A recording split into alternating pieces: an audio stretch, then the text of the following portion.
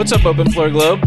I'm your host, Michael the Pod Pina, and with Rohan nursing a birthday hangover and Chris Herring off being a literal professor teaching literal students, I'm joined today by my good friend, Sports Illustrated staff writer Jeremy Wu. Wu, how are you doing today, my man?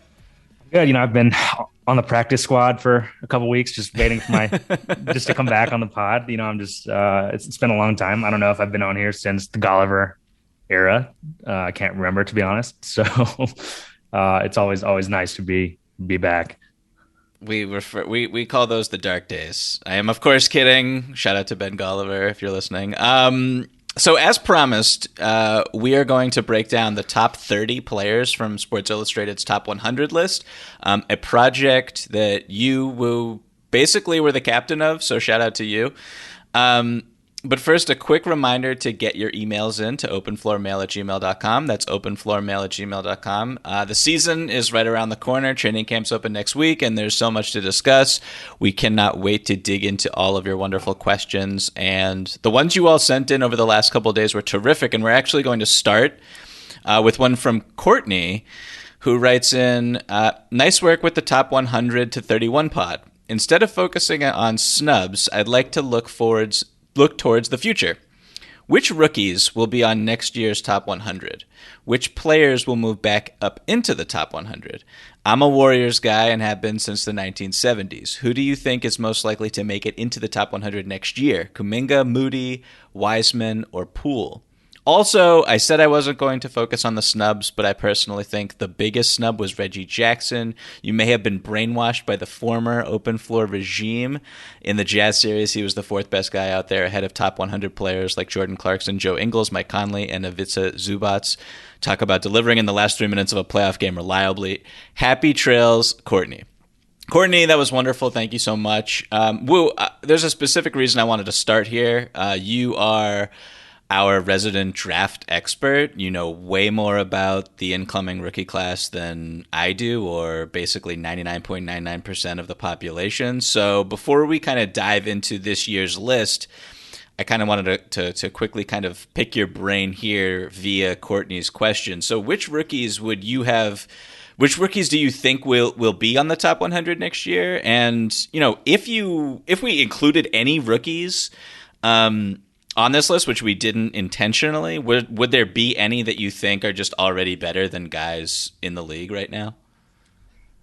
Yeah, that's always such a tough question, which is obviously why we don't try to jump the gun ranking rookies. That's something that Ben and Rob did, which we just kind of decided was easier to say we agree with this. So I think for me, I mean, look, this year we had 3 second-year guys in the top 100, right? We have LaMelo, we have Anthony Edwards, and we have Halliburton. So then, if that's kind of a baseline for what you would have to do as a rookie, thinking about it like that, I think obviously Cade Cunningham has a good chance to make the list in some capacity next year. I don't know exactly what it's going to look like because his game is so predicated on having talent to make better around him, and that's kind of it's an intangible thing with him, and I don't know exactly what Detroit's going to look like yet. I can see him making it on for sure. If he has a good year, I don't think it'll be hard. I think it'll be hard to keep him off.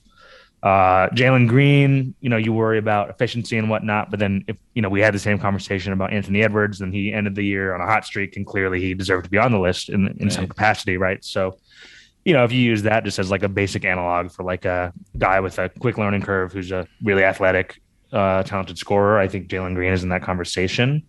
I think Jalen Suggs probably has a chance. I would expect him to be pretty productive and have a shot at Rookie of the Year just because of the way he plays every night. Orlando's not going to be very good, but I think the production with Suggs will probably be there to where maybe he gets consideration. And then, Evan Mobley, hard to say just because I don't fully know what Cleveland's going to do with all those bigs. If Evan is only playing 20 to 25 minutes a game, I guess it kind of depends more on how these guys finish the year. Typically with these young guys, we judge one, I think, on second half than first, but Mobley for sure has a chance. I would expect him to be on the list someday. It could happen really fast. It could take a year or two. I don't know.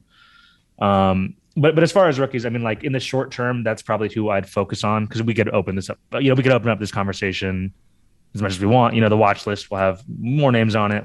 But those are probably the guys who I'd be most like. I think Scotty Barnes is more of like a long-term bet.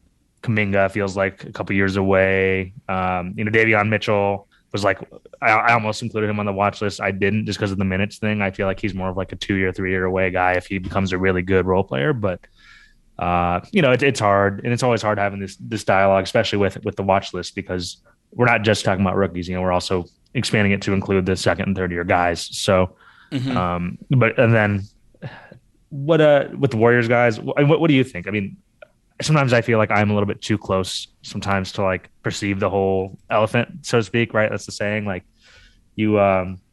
Right. I'm sometimes too close, and my preconceived notions about these guys sometimes bleed into what they're doing in the NBA. So I don't know. What do you think?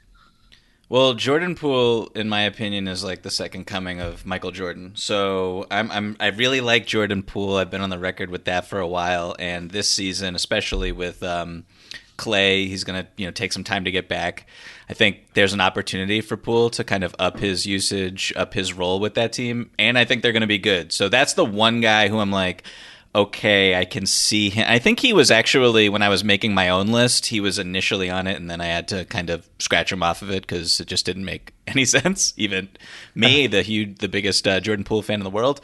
Yeah, everybody else, I don't think so, unfortunately. Maybe, Wiseman is the number 2 pick last year, but really tough to say he's going to jump into the top 100 this season. So it's not looking good for those guys. Yeah, and like the hard part about this is always like, we can always get excited about players, and if you're a fan of a team, it's rightfully you should be excited about a player, but it always comes down to, who would you rather take over this guy? And with Jordan Poole, I've never been a huge fan. He's gotten better for sure. But if it comes down to, and we're going through the guys, so even just we had in the 90s of our list, it's like, would I take him over any of those guys? No. And could I see myself wanting him more than those guys like in a year? Probably not. Just, again, development is not linear. We do not know. But it's always tough to, frame it like that way. Yeah. So, okay. I want to switch gears a little bit, and, we're going to break down the top 10, which I think is the juiciest part of the list, of course, in a second. But before we do that, I'm curious, when you first saw everyone else's list, like we all submitted, as Rohan and I kind of described in an episode earlier this week, we all submitted our top 100s and then sort of aggregated everything and averaged it out that way. But when you saw all of our individual lists, was there a particular player that one of us had ranked either too high or too low that just made you kind of just faceplant and just think about quitting your job, quitting your profession, just absolute lunacy? Oh man, that's rough. When you had Terry Rozier at 48, that was tough for me to swallow. Absolutely, baby. Oh man, I don't know. I think generally we did a pretty good job because the way that we did it worked out so that if one of us was like way high on a player, it kind of corrected. Like, for example, like I put like Gallinari at like 70 and Herring's like, yo man, like, and I was like, he gave me the talk and I was like, all right, fine. So because, for me, it was different because when I was doing this, I was also working on, last year, I did most of the work on the list just in terms of like the order for us. So I was kind of working off what I did last year, and it was harder for me to like slash guys completely rather than moving up or down. So like that was one thing for me. Chris had Wiggins kind of high. I won't say exactly where he had him, but I was like, what? No, we're gonna. When I answer this question, I'm gonna come at Chris, and it's okay. We're all friends here. So I'll if you want me to be the guy who has to throw him under the bus, I'm not afraid. I'm trying to see where that was one. He had him at 59. Oh yeah, that is pretty high. Shout out to you, Chris. Chris's list was great. I really enjoyed it. Honestly, he probably had the best list. Definitely the best one. I'm just saying that because I'm roasting him right now, but I know. So, I know that Chris is not here to defend himself, so we're going to move off this very quickly. He's doing way more important things with his life, teaching the youth. But he also had Jason Tatum ranked at 11 and Anthony Davis ranked at 12, which all of our listeners will know that I think that that's just incredible stuff. I personally did not have Tatum ahead of Anthony Davis. Woo, I believe that Tatum is your favorite player of all time. Is that accurate?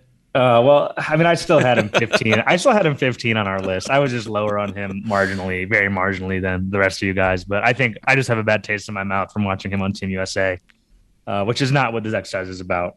So, yeah. So let's jump to this email from Lucas, actually, that touches on a really interesting aspect of the list and kind of gets us into the top 10 a little bit. So Lucas writes in. Hey guys, great episode as always. I am curious to see where in your top 30 you have my guy, Daniel Tice. I guess he's top 10, but we'll see. I hate to break it to you, Lucas, but Tice did not make the list. Lucas continues, I'm also curious about where you have Kawhi Leonard. At first, I was a little shocked at how low you had Jamal Murray, but the explanation is reasonable. The same explanation should actually apply to Kawhi, and I'm curious to see how much he has fallen, but I still think he has to be top 10. Keep up the great work. So the injured players conversation, I want to just dive into that in a second. But I feel like also this is a really good spot to just list the top 10, and then we can kind of talk about how we factored in injuries. So I'm just going to read them really quick. We had number 10 was actually Kawhi Leonard, 9 Anthony Davis, then Joel Embiid, James Harden, Luka, Jokic, Steph Curry, LeBron James at 3, Giannis at 2, and KD at 1. So I think, I don't know about you, but I feel like our top 10 is just immaculate, and that the only possible point of contention really is putting Kawhi in the top 10 ahead of, Dame, who came in at 11, I believe, or Paul George, especially because they're teammates and one of them is going to play this year and one isn't. Can you just sort of walk me through just your thought process when you had to kind of factor in Kawhi? Because obviously he's got the torn ACL. We don't know if he's going to play a second this season. We don't know if he's going to play 2 months this season. So just what was the thought process there for you when you were trying to kind of factor him into things? Yeah, Kawhi was one of the really difficult guys to place. And I remember that was one of the first things I think we talked about on our calls was like, how do we treat this? Because I think I hedged with my ranking. Like I had him outside the top 10, but I felt weird about it. And then, we talked about it and it's like, well, really, and you didn't rank him at all, which was like, because we didn't know what to do. Right. I think we ultimately settled on we either have to not rank him at all or we have to rank him. And if we do rank him, then he has to be in the top 10, but we can't really put him any higher than 10. But if he does play, even if it's like just at the end of the year, still super valuable. He's still, a healthy Kawhi is probably for me would be probably like 4, 5, 6. That's the whole thing with injuries. We don't know. And, teams don't know either. They can hope. Kawhi probably doesn't even know for sure when he's coming back right now, right? It's September. So, I think you just hope it's as respectable as possible. I mean, I felt a little weird about, if we're talking about the injured guys, and we had Jamal Murray at 49. I probably would have maybe put him a little higher than that if it were up to me, but ultimately it wasn't. It was pretty marginal. Like people got the idea, I hope, of why that happened. I would still take him over Fred VanVleet and Brogdon. But it's hard to treat all these things as equal situations, right? Right. And if Jamal was 100% healthy, I think, if he was 100% healthy, maybe the Nuggets are the champions. So that would too. Totally, it would just be really weird and trying to figure everything out. But yeah, I think he's a top 30 player almost easily if 100% healthy. I am a huge fan of his game and particularly just how impactful he's been in the playoffs. But I couldn't get there because of the injury, and I just felt like that would be kind of unfair to some other guys. But top 50 is you can't, if you're going to do this and you're going to have him there, you can't have him below 50, I feel like. So I think we were fair there. And then my thought process with Kawhi, if Kawhi was healthy, you could say the same thing. I think the Clippers probably would have won the title. And so leaving him out of the top 3, top 4, would you say 4, 5, 6? You can't do that. So if you're going to have him on this list at all, I feel like it would just be wild to have him outside the top 10. So putting him at 10, I feel like it was right. It was the right thing to do, putting him ahead of Dame. And there's all these other great players that were that followed right there, but Kawhi's just, I mean, in the playoffs against the Mavs, he was just like, he was insane. He's just such a great player, and just so wildly efficient. So, yeah, I feel like number 10 is pretty good spot for Kawhi for us. We didn't really, or I should say, we haven't. The list. We're recording this on a Thursday, and we haven't really seen much pushback at all in the top 10 yet. But we have seen a little bit of pushback in other spots on our list. So I'm just curious, Wu, looking at your mentions or any other type of feedback that you saw over the past few days, what's just the number one thing people think we screwed up that we in fact did not screw up? And you can you can extend beyond the top 30 for this, because there's been quite a bit of criticism. Oh man. It's hard to pick and choose. I think definitely the loudest faction of fans have been the Knicks fans, and the absence of RJ Barrett. And it's a good thing that I recently moved out of New York and I'm in witness protection. I really, and I detailed this a little bit more in the watch list. He did make the watch list. People were also like, why didn't he make the snubs list? I'll just clarify if you're listening to this podcast and you're wondering that. Like, we just did it arbitrarily so that the watch list was players first, second, third year, and snubs was like older guys who had to like explain the decline. I thought that made the most sense. So that's why we did it. It's not like it's any less of an honor, or it's not really anything. It's just very arbitrary. So anyway, with RJ, I've watched him play for such a long time, and he got a lot better last year. His shot, he shot 40% from three, which he had never been a great shooter ever in his career. And I'd be lying if I said I thought he was going to shoot 40% from three again this year, but I do think it's enough that he's respectable now, where you do have to kind of at least play him, close out on him. He can shoot the corner three. That's a big addition to his game. So I'll preface this with that.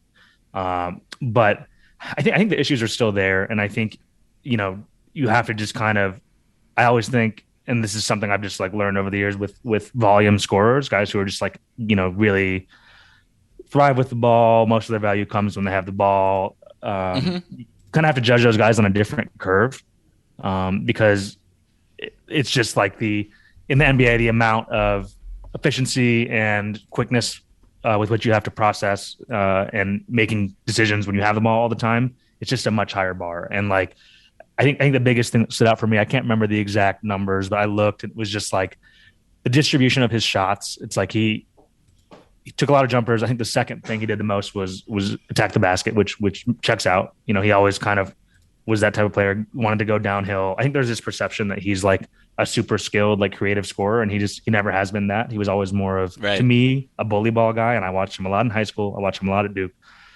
This is not so much saying he's bad. It's just that's how he's always played. Right. So I believe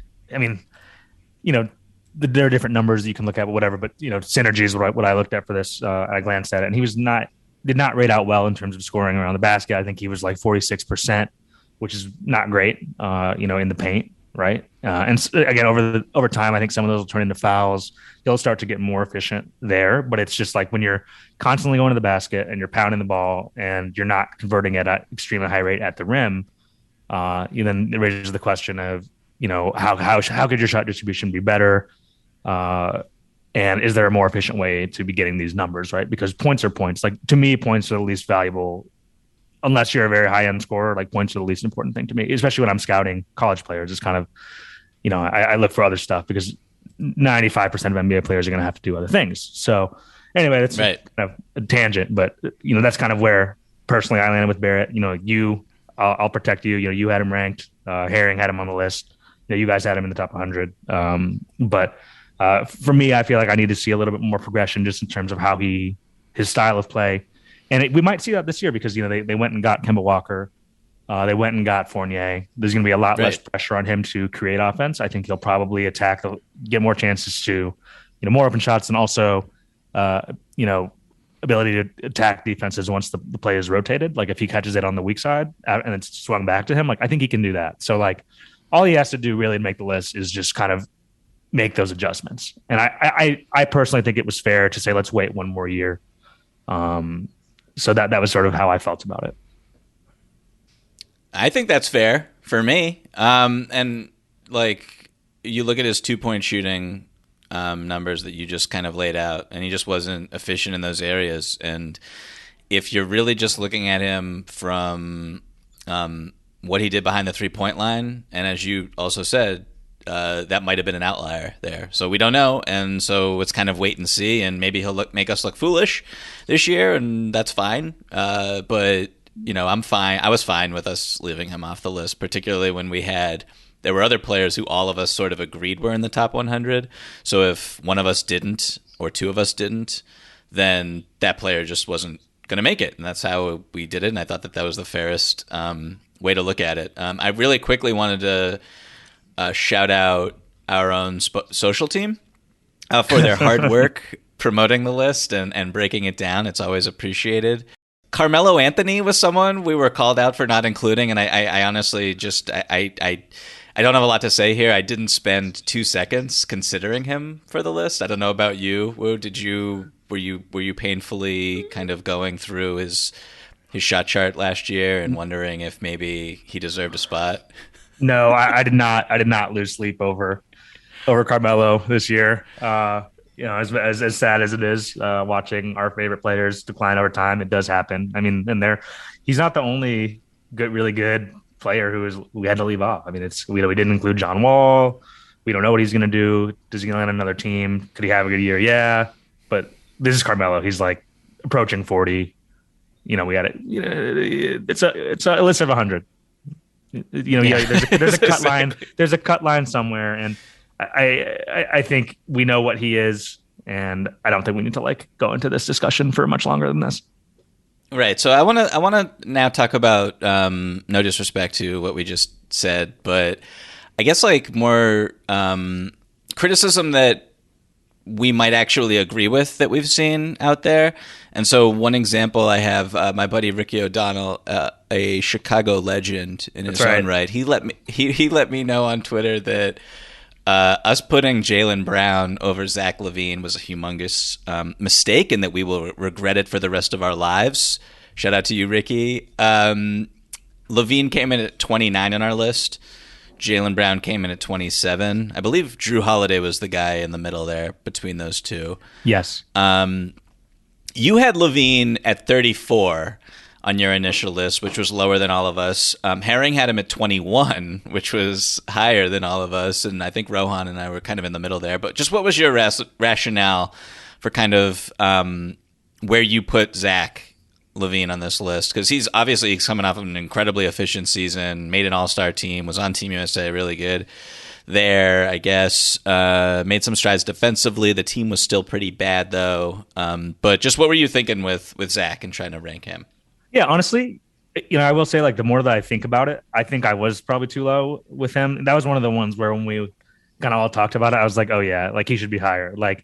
I don't know if I just have a blind spot for Chicago for whatever reason, even though I now live here again. But yeah, I mean, he was really good last year. And I think, part of it was, last year I was way too low on him. So I felt bad because I screwed that up. So then I tried to put him higher, but then I didn't realize how much higher you guys were going to put him because, let's be honest, during the year, you guys probably watch more of the NBA than I do. I'm able to watch, but I have to watch a lot of college basketball. I have to watch high school basketball. I'm kind of doing, all different things. So I think I probably didn't fully understand how much better he got last year. So, I think where we ended up with him is fine. I think he's in the right tier of players. I think you could have argued him, probably 24, 25, 26. But I think, again, a lot of this just comes down to the winning aspect, which does matter, particularly if you are, the go-to guy. But yeah, he's so efficient. He could keep getting better. It wouldn't shock me if he rises more next year. But he's just a player who I've done a 180 on, just generally, just watching the way he's sort of adjusted in the last couple of years. Yeah, I don't think of him being in that Devin Booker, Donovan Mitchell. I'm trying to think of some other guys in that class who are just like that type of player, young, high volume, high usage scorers who are actually pretty efficient. I still don't Like I'm a pretty big fan of Zack Levine's, but I still don't really put him there with those two, or like even a Jamal Murray, honestly, which might sound sacrilegious coming off the season that Levine just had. But yeah, there's just a little bit of a stink on him because of how the Bulls played. And, you know, they go out and get Vucevic last year. There wasn't a lot of success after that trade. Little underwhelming, as you can probably attest to being a Chicago resident. And this year's going to be huge. Obviously, he's kind of the cream of the crop of the free agency class, number one. Number two, they bring in DeRozan, they bring in Lonzo Ball. Like, if they don't make the playoffs this year, I don't know what that says about Zack Levine, to be honest. I think that this is a big year for him. Oh, for sure. But, you know, I do think that they believe in him. And I think, you know, part of why you saw them do those things is because they realized how good he could be. And I think the Bulls probably knew they had to signal to him, like, we're in this and we're doing this the right way. And, you know, you're not going to have to, we're going to get you help, right? I mean, I think that was probably the impetus behind it. So, you know, we'll see if it works. I'm fascinated to go to some of those games. But again, his efficiency is really pretty crazy, all things considered last year. And also the volume with which he, you know, did it. So, you know, I always, the other thing to keep in mind is, you know, how minutes inflate some of like the secondary counting stats, rebounds, assists, you know. I don't like, you know, he averaged almost 5 assists, but is Zack Levine suddenly going to be like a great passer? Probably not. But it is a reflection of, you know, how often he's on the floor, the type of minutes he's earned, and also the type of usage he's earned, you know, having the ball in his hands. So a listener named Brian also reached out to me to say that shortly before we recorded, actually, that us having Jaylen over, there's a lot of Jaylen hate. Us having Jaylen over Drew Holiday was sacrilegious. I personally disagree with that. I think Jaylen was fine where he was, but just what are your thoughts on us having Jaylen ahead of Drew? Yeah, well, I had Drew. I'm looking at my list. I had Drew 25 and I had Jaylen 30, so I was on the other end of that. Again, it's so I understand why we landed there, and I was comfortable with it just because I think part of the exercise being, you know, let's take players and try to imagine them in like a neutral context. I think, you know, there's a much better chance of Jaylen being able to be like a number one scorer, you know, were he not on the Celtics, right? Like, you could put him on Orlando or something and he'd probably have, you know, be able to have a Zack Levine type, maybe not efficiency, but like point totals, right? So like, you know, you factor that into account. Drew, everywhere he goes, is pretty much Drew, right? And that's can be really, really good, especially if, you know, he was a missing piece, obviously, for Milwaukee, because they, you know, he did what he did in New Orleans, but he had, you know, more help. He didn't have to, you know, make as many decisions with the ball. He was able to be more of like the secondary, tertiary playmaker, and that was perfect for him. And he can focus on playing defense. And I think that's the role that he likes too. You know, I think where in the past where he can be frustrating is when he has the ball a little bit too much. But again, we're projecting out here, and you know, Jaylen Brown, I mean, he's still only 24, has really, you know, started to show like I mean, I thought last year he made a big leap personally. So, you know, I don't have any problem with where we landed with it, where it's just like you think that maybe there's a little bit more like leap potential in him, whereas Drew is just kind of going to be Drew, which is fine and great for Milwaukee. But for the purpose of this exercise, it's all splitting hairs, right? And it's tough. And I feel like we've had this type of conversation a billion times, and it's never conclusive. I just want to say also for the record that I'm looking at the list now that I put together, and I actually had Drew Holiday at 26, and I had Jaylen at 27. So I just want to get that out there. I didn't even realize that I did that, which just kind of speaks to the fluidity of this entire exercise, where I said this on our last episode, but I looked at my list right before I recorded with Rohan earlier this week, and I was like, what idiot put this together? It's just like certain players that I was just like, I don't agree with myself there. I don't know what I was thinking in that moment, which is pretty funny. Another player I want to talk about real briefly is Trae Young, who we ranked ahead of Kyrie Irving, and we ranked ahead of Chris Paul. And I think a good reason, a good chunk to explain why we did that was I had Trae at 14 on my list, which was higher than everybody, and you had him at 21. So you also had CP at 13.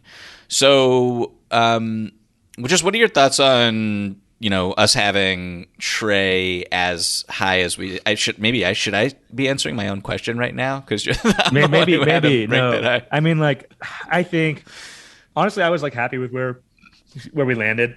Like, I honestly I forgot. think I was too. Yeah, I forgot that I put Chris Paul that high, and I think I just didn't think about the regression factor or whatever. Like, I think people also overestimate how like married we are to our list. It's like that's why we do this as a group, because I think we ultimately land in a better place. Yep. But I think sure. I'd say the argument, like, if we're talking about those three guys, I mean, I just think Trae's passing makes him even as good of a scorer and as proven as Kyrie is at those things.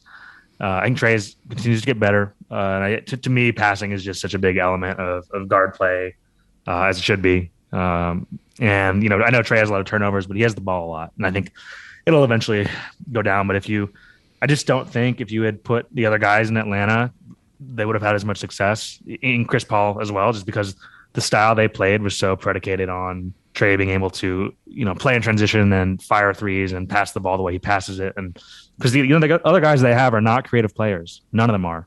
And it's really unusual to have a team with that much talent, but only one real, true creative player, and to have as much success as they did. And I think it's a testament to him and how, creative he can be with the ball. Chris Paul had an amazing year. Probably had a little bit more, at least equally good, probably a better supporting cast, certainly a better number 2 and number 3 with DeAndre and Booker, right? But they also, in crunch time, they played the Chris Paul style, which is we're going to, have a measured possession and we're going to make the right play. And you can win that way. But if you put Chris Paul on the Hawks, I don't know if it would have gone quite as well as it did for Atlanta, right? Like, I don't know. That could be wrong. I'm just, going off the top. What do you think? Like, of those two guys, if you swapped them? Man, that's a great question. Right.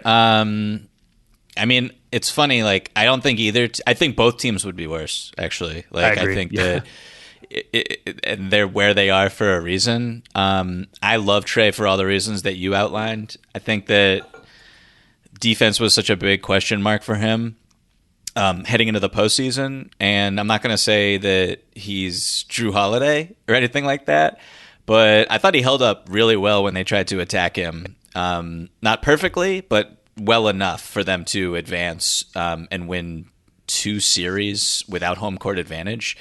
And the way he was the focal point of, or just like the number one thing that the Knicks defense, the Bucks defense, the Sixers, these are the 3 of the 5 best defenses in the NBA last season. And all of them were just like, we have to stop Trae. And really, none of them could stop Trae. So he's remarkable. He's an absolute blur. He led the entire NBA and made free throws last season. And I know that is going to be really interesting this year for him as he kind of adjusts to how the refs call him and officiate some of the things that he does on the court. But yeah, I'm like a humongous fan of his game. And I think he can easily be one of the best, if not the best point guards in the entire NBA very, very soon. And if you just look at, I know we're not supposed to kind of factor in situation, but the fact that he's one of the very few, if not the only, just like all NBA caliber players, who's the only all NBA caliber player on his team, on a team that's very good and could finish with one of the top 3 records in the East this regular season. I can't really think of anybody else who's like that. Maybe Jokic out west, and he just won MVP. So yeah, I'm a huge fan of Trae's, and I think that with CP, who's obviously tremendous and still one of the best to do it, with me it was like, yeah, I'm factoring in regression quite a bit. And he played a ton of minutes last year. He was healthy last year. Their whole team was healthy last year. I think that you got to kind of wonder if that's going to repeat itself going forward, just given how old he really is. Yeah, absolutely. I think that's a really fair point. The playoff minutes, time and again, it's tough. Like, I think that's, it's hard to quantify. I'm sure there are people who have researched this who are not me, but Yeah, I think it's totally fair, and I think where we landed is fine. Like, I don't think Chris Paul is going to like fall off the face of the earth, but um, and could the Suns go back to the finals? Maybe, but like, will he repeat the year that he Maybe. had in all facets? I don't know. But again, one spot apart is really, it seems like a lot when we're like, oh, here's two guys, let's have a fight about who's better. But like, really, it's like not that far off at all, No, right? and that's one of the funniest parts of this entire exercise when we're breaking it down. It's like you could flip, like, where do we have? I'm looking at the list right now. We had like Donovan Mitchell at 24, and like the difference between Donovan Mitchell and Kyrie and Trae and Devin Booker and Bradley Beal is like not 9 or 8 or 7 spots, really. If you think about it, it's just that's just kind of how the cookie crumbles. Everybody's got to get ranked somewhere. Which brings us to this really fun email from Drew that kind of spawned a question in my head that I can't wait to ask you. Drew writes, "Hey guys, massive Pels fan here. If you were to ask my girlfriend what her biggest complaint about me is, it'd be that I don't miss a minute of Pels basketball. I hate to say it, my stomach is churning right now, but the national media overrates Zion Williamson and Brandon Ingram. Yes, that's right, Pels fan here, and you are overrating my favorite players. Both fans and media rank players too much on what they're capable of rather than what their actual value is, as if lack of defense is a cute flaw rather than half the game. Now, for the absolute all-time offensive players, offensive impact is more important than defense. When James Harden's negatively impacting his team's defensive rating by 3 points, but tacking on 9 to the offensive rating, he's still all-time. But Zion is not there yet, and BI definitely is not there yet. Most of what they have going on offense, they give up on defense. When Brandon Ingram plays some D, let's put him in the top 35. When Zion plays some D, let's put him top 15, but not yet. Thanks, and still great work, Drew." Drew, thank you so much. This was a terrific email, and it blends and dovetails really nicely with a question that I want to ask Lou right now, which is, which player in the top 30 do you think is most likely going to make us look like huge idiots when we go back and look at this list 6 months from now? And I ask that, and I marry that to Zion in particular, because I wrote the blurb for Zion, and Zion was the player that we argued about, I think, the most throughout this process. And I started it by saying Zion is going to make us look like idiots for putting him at number 20. So I'm obviously way higher on Zion. And maybe way is like too dramatic, because I'm looking at the list right now and you guys weren't that far behind me, but I was just really pushing for him to go higher and higher as we were talking about him.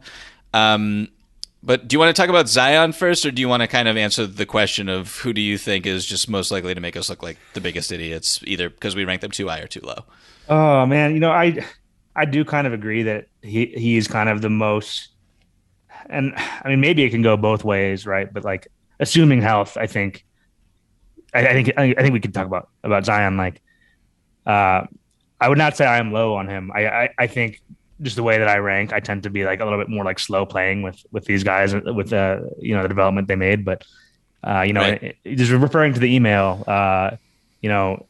when you're an absolute all-time offensive player, well, I think Zion might be, and he's on track to be. Certainly, like I think so. The stuff he's doing is just totally like. I'm trying to restrain myself from swearing on the podcast, but it's just like it's crazy. It's just things that you don't see, and obviously I watched him very closely in college and whatnot throughout his career. So yeah, I mean, we had him at 20. I mean, I could see him. I mean, do you think? I don't know how high he can really jump, because again, the defense. It's a very valid point at the same time. Like, but when we're doing this, it's like we still have to just quantify like, what do we value in a player, and like who would you rather have right now? And it's hard to go down a list of guys who, and even just for this year, and if you take out the next 5 years out of it, just as good as he is right now, he is better than like a lot of guys. So like, I think it's splitting hairs. I mean, if he were suddenly in a context where he would, be on a team that would win, and I don't know what it would take, but win 45, 50 games, then are we talking about him in the same stratosphere as, Jason Tatum or, Devin Booker? Maybe. Yeah. So I think that's a good place to start. But it is just so hard to I do think a lot of the defensive issues structurally that they have, it does kind of hinge on him, because he is.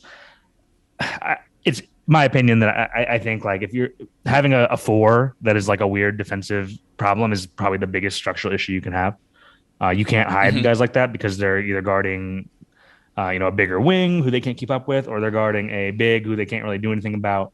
And he's kind of stuck in that zone, right? It's just like, who do you stick him on? You'd prefer to not have to hide him, but clearly he is not like the menacing weak side rim protector that he was at Duke. The game has sped up in the NBA. It's not just about him being in shape or not. It's also faster paced game. He is small for a power forward in terms of height, and he is relying a lot on being in the right place and then timing his leap right, and also factor in how much effort he has to put in on offense to just do what he does. So all those things considered, that's part of why for me it was tough to rank him because it's just really hard to know how to quantify like insane offense versus strained structural defensive problems. Yeah, those are all wonderful points. I think that our listener bringing up Harden is fascinating because I spent the majority of Harden's like true prime when he was with the Rockets being like I don't really care about his defense. Like I would like him not to be a total turnstile and literally just his man to the basket. But everything that he did on offense, I just felt like was so great historically that it didn't really matter to me. And you can build around it. And I know that Harden and Zion obviously played two different positions. They have two different roles, as you were outlining. For me, it's just like, yeah, the stuff offensively that we saw. And what's really interesting is trying to strip him out of context. But contextually, everything that he did production-wise last year was in like the worst possible context, which is why I'm just like, okay, if he had some shooting around him, if he was not playing with Steven Adams and Jackson Hayes, what numbers is this dude actually putting up? Because he's officially scoring in the restricted area and getting buckets at the rim like prime Shaq. Like straight up, that's what he was doing last year. And a lot of it was like on drives where everyone on the defense is just like, okay, there's Eric Bledsoe. I don't need to guard Eric Bledsoe. There's Josh Hart. I'm just not going to guard Josh Hart right now. I'm going to pack the paint with everything that we have to stop this guy. And you couldn't do it. So I just think he's as unstoppable as anyone, really. Like you compare his numbers in the paint with Giannis. Zion was better. So pegging that forward, they got a little bit more shooting around him this season, and I just think he'll look so much better. And I know that I hope doesn't sound like I'm glossing over the defensive stuff. That does matter for sure. But as I kind of was just outlining with Trae, it's like when you get in a playoff series, if you have the right pieces around that player where, he can hide on a Reggie Bullock and like not get destroyed, you're not hurting yourself that much, maybe. And that's certainly a debatable point that I'm making. But or like Right. put him on PJ Tucker, like I don't know. So I'm just very, very, very high on Zion. I'm really excited to see the season that he has. I hope he stays healthy. I hope Devontae Graham is everything he needs and more. I think that Pelicans fans feel the same way. But yeah, he's just so terrific. So let me just spin it real back at you. Was there a player besides Zion who sort of you're looking at the list and you're kind of like, maybe not that we like messed that up entirely, but just like we could regret this decision in the future? Yeah. I mean, obviously, this is a tough question because we're talking about the best players in the NBA. So it's like, Sure. who is going to unexpectedly do something weird, or what's going to happen? And like, I mean, I'll say like the one player I always have a really hard time with is Gobert. And I will also Mm. preface this by saying, I had him ranked. Chris had him at 14. I had him at 16. Like I had him higher than you and you and Roe. But also, did I feel good about that? Like, not at all. Right. It's like I try to give him respect because of how good they've been for such a long time. But it just worries me that he's the type of player where I just feel like one injury or something like that, he could just like fall off a cliff in terms of like what he does. Like, and I don't know if that's misguided he's not that old. Like I think we always think he's older than he is just because he's been so good for so long. Right. But it's just like with bigs who are that big and have had mostly clean bills of health. It's like it just always feels like a ticking time bomb. And I don't want Jazz fans to be like, you're being unfair, because I don't think I am. And I'm not criticizing Gobert, but I'm not criticizing him either, because this is not something that he can necessarily control. Like when he's healthy, he's good. But I do just worry that at some point, and again, just watching him time again in the playoffs, getting played off the floor or being a huge vulnerability in some structural way, it scares me. So again, I definitely gave him respect the way I ranked, but at the same time, that was probably the one that I keep coming back to. Like, I don't know how I really feel. So this particular debate, I did not include on the outline with you, Boo. I apologize. And it is just like the definition of burying the lead. But I feel like we can't go this entire podcast without like even mentioning the guys who finished in the top 3. That would be pretty stupid of us. Oh yeah. So true. we had, as I said earlier, we had KD number 1, we had Giannis number 2, and we had LeBron number 3. So do you think that there's any I don't know if controversy is not really the right word here, but just like, how do you think why do you think that is the right order for those 3 like megastars who, in a month we could flip that around. LeBron could be 1, Giannis could be 1, et cetera. Just how do you think that shaked out in terms of us being as fair and as accurate as possible? Sure. Well, I will say LeBron at 3 was the only unanimous. Like we all ranked him 3. I think that was true. Really, it was the only unanimous thing that anyone came up with on this entire process, which probably tells you something. We were pretty. It's always tough because, you never want to be too low on the best or second best player of all time, depending on, sure. how you feel. You never want to be the guy who's too low too quickly on that guy. But I do think that, we are starting to see, the age factor in. It doesn't factor in too greatly because he is such a genius. He's such a good passer. He just has such an incredible all-time great basketball IQ that like the things that he is diminished or, declining, the areas in which he is declining are masked by how good he is at covering up for what I'm sure he knows he has lost in terms of physically whatever. And he can still sees, put yeah. He sees into the future, honestly, like when he plays basketball. Like we talk about like guys who can make the game slow down. He plays in slow motion, and I don't mean that physically. I just mean like mentally, everything's going so slow for him, and he's just a genius. So as he declines physically, he'll still be great for years to come because of his brain. Yeah. It's like a first baseman who's going to hit 30 home runs, 40 home runs until they're about to retire just because of how good they are, right? It's like that's like an analog. Like they talk about like old player skills in baseball, like guys who have those long tail Hall of Fame careers. That's like basically this version of this, but it's unusual because he's a wing who is a playmaker and he breaks the mold in every way. But I just think I do think that when you do see it, is like it's just harder for him to like flip that switch now if it's like a one-on-one situation. If it's the end of the game and he has to go beat someone to make a play, like I think it's just it is getting harder for him to suddenly do that, and that's why. I think, yeah. Just real quick, like I'm just kind of thinking out loud here. How far do you think he could fall realistically from this year's list to next year's list? And when I say that, like I'm looking at some of the guys who are right behind him, and Steph is the first guy right behind him, but that's not kind of the player I'm wanting to talk about because of age, but more so like Luka and Jokic coming in at 5 and 6. Even AD at 9, like AD could pass LeBron this year, and we'd see it every single night because they're teammates. Just how far do you think LeBron could even fall on a list like this when we're kind of putting it together next year, hopefully? Yeah, I mean, it would probably be hard for me to see him if he's totally healthy falling out of my top 10 anytime soon. It just doesn't feel like that's where we are in his career. Like you kind of know sometimes when guys are like entering a different phase of their career, and he's been in this phase for a while. It doesn't seem like he's leaving, right? I mean, we know he's dedicated to staying in shape, and he's doing the right stuff. So it's like we can't just assume he's going to stop being effective. But I can see Luka I don't know what it would take because his production is already so like insane in terms of what he's doing, right? Like I don't know, if Luka becomes more efficient as a scorer, I could see him, making a leap up there. Hmm. It's so hard to quantify how good these guys are because they're all so good.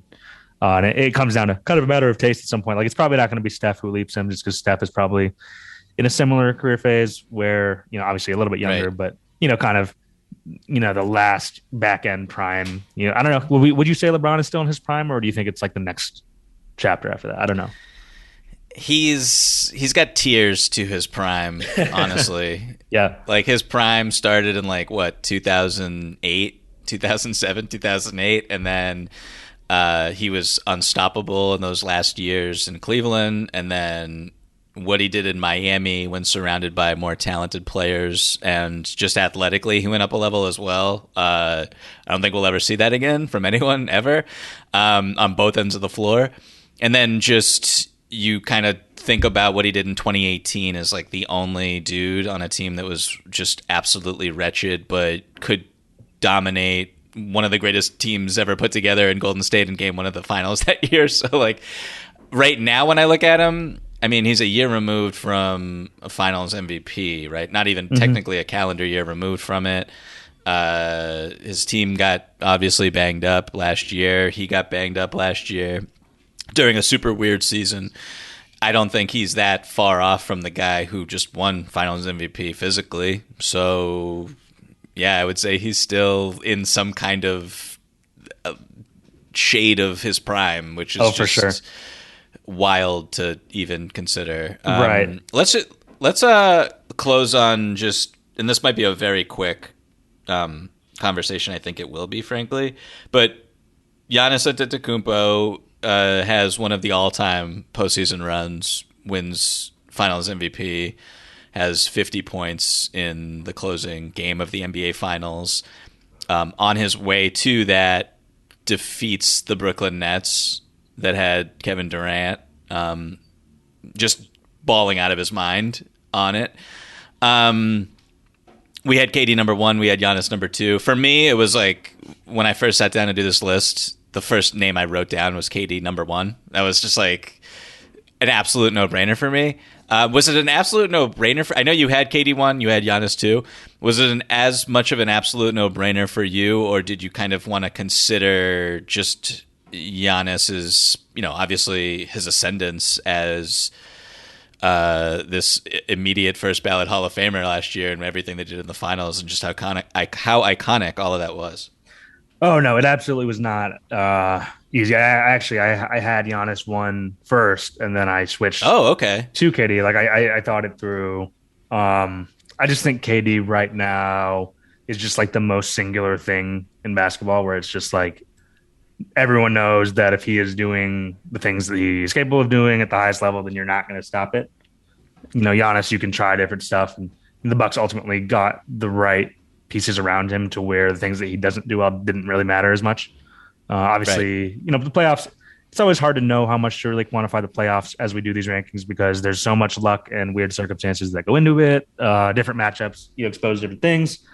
Um, we want to value success to some extent, but then there are always guys who get like a playoff bump and then we regret it a year later. Like, I don't know, like Jay Crowder made our list this year. Can we guarantee he's on it next year? No, but he had a good run with Phoenix, right? So, like, that also applies to stars. And I think, if you kind of take, I think you might have made this point too on our call, I think, right? If you take out the aspect of who won the finals and who won that series, it kind of makes it a more clear-headed discussion between those two guys. Right. And I wrote the KD blurb, which it actually took me a lot longer than a time than I thought it would. I thought about filing just to our editors and seeing how they would react to that, but I didn't. And one of the things I included in it was that Giannis himself multiple times during that series said that KD was the best player on the planet. So if Giannis, who's like trying to guard him and going up against him and trying to stop him, if Giannis thinks that, and I think Giannis is a very earnest, honest athlete, I don't think he was just saying that to say it. I think he honestly believes it. So I'm not going to argue with Giannis when it comes to this, and that's kind of what didn't push me over the edge, but it just kind of was the cherry on top for me factoring KD as number one. Cool. Well, I think we covered everything. Is there anything else you want to mention? Any other slights that you want to address on the list? Anything at all? What do I think? I don't know. I think I feel pretty good about where we landed. Like, this is a random thing to end on, but like, I do think that the one thing I thought was maybe we were, of the 3 second-year guys of LaMelo, Edwards, and Halliburton, we might have had those 3 like too far apart. Like, I would have had those 3. Like, Agreed. we had LaMelo was 51, Edwards was 77, and Halliburton was 97. I had those guys like much closer on my list. I actually had Halliburton 1 spot ahead of Edwards. So that's just me. That is an entirely random point that we're closing on, but it's it's one that I 100% agree with, and we actually briefly mentioned it in our last episode. Rohan and I, when we were kind of talking about Edwards and LaMelo and why was LaMelo that much higher than Halliburton, like 40 plus spots, when that's just not accurate. But again, it's just like it's the complicated nature of putting a list like this together. Great. So I guess we'll close there. Thank you again to all of our listeners. Please keep sending all of your emails into openfloormail@gmail.com. That's openfloormail@gmail.com. Thank you to you, Jeremy Wu, for hopping on today and discussing our list and breaking it down, and again captaining us through this arduous process that we all lost countless hours of sleep over. Right, so thanks again to the listeners also, and everybody everybody stay safe, and everybody continue to enjoy the offseason.